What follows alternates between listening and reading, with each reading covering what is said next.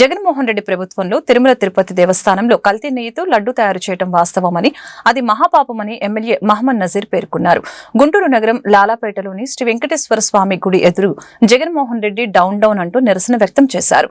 అనంతరం ఎమ్మెల్యే మీడియాతో మాట్లాడారు. తిరుమల తిరుపతి వెంకటేశ్వర స్వామి దేవస్థానంలో లడ్డూ తయారీలో కల్తీ నెయ్యిని వాడి లక్షలాది మంది భక్తుల మనోభావాలను దెబ్బతీశారని ఆగ్రహం వ్యక్తం చేశారు. లడ్డూ తయారీలో కల్తీ నెయ్యి వాడలేదని శ్రీ వెంకటేశ్వర స్వామి ఎదుటిగా వచ్చి ప్రమాణం చేసే దమ్ము మీకుందా అని సవాల్ విసిరారు.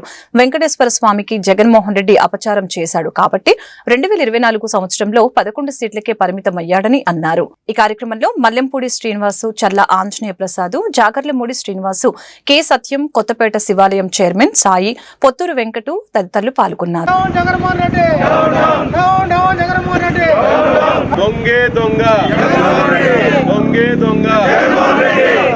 అప్పుడు తెలుగుదేశం పార్టీ చెప్పినటువంటి మాట ఈరోజు గౌరవ సుప్రీంకోర్టు ఆధారాలతో సహా చెప్పినటువంటి వాస్తవాన్ని రాష్ట్ర ప్రజలు గమనించాలని కోరుతా ఉన్నాం.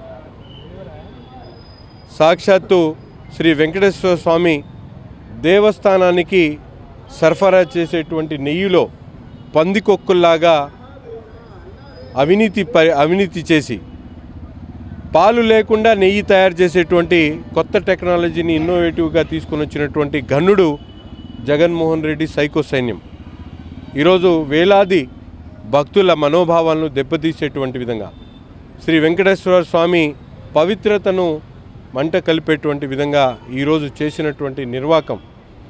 ఆనాడు ప్రతిపక్షంలో పదే చెప్తున్నప్పుడు మాకు ఏమి తెలియదు, అమాయకులం అన్నట్టు యాక్ట్ చేసినటువంటి జగన్మోహన్ రెడ్డి గారి బినామీలు, ముఖ్యంగా వైవి సుబ్బారెడ్డి గారు కానీ, కరుణాకర్ రెడ్డి గారు కానీ అనేక మంది ఈ నెయ్యి స్కామ్లో ఈరోజు బయటపడినటువంటి పరిస్థితులు. సిట్లో బయటపడినటువంటి ముఖ్యంగా వేల కోట్ల లడ్లు, దాదాపు 20 కోట్ల లడ్లు పవిత్రంగా సప్లై చేసినటువంటి లడ్లో ఈ దిక్కుమాలిన నెయ్యిని వాళ్ళు వాడి కేవలం డబ్బు కకృతుపడి ఈ కార్యక్రమాలు చేయడం అనేది నిజంగా ఈరోజు జగన్మోహన్ రెడ్డి గారు ఏమనాలో ప్రజలు ఒక్కసారి ఆలోచించుకోవాలి. ఇటువంటి నీచ నికృష్టపు కార్యక్రమాలు చేస్తూ తిరిగి ఈరోజు సిగ్గు లేకుండా రోడ్డు మీదకి వచ్చి మాట్లాడేటువంటి పరిస్థితులు చాలా బాధాకరం ఈరోజు. ఎందుకంటే దాదాపు 68 లక్షల కిలో కల్తీ నెయ్యి సప్లై చేసినటువంటి పరిస్థితులు ఉన్నాయి.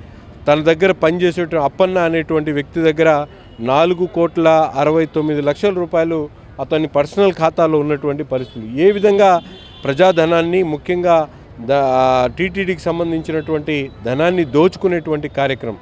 ఆనాడు సభ్యులుగా ఉన్నటువంటి కొంతమందిని గైర్హాజరుపరిచి కుంభకోణాలు చేసినటువంటి పరిస్థితులు.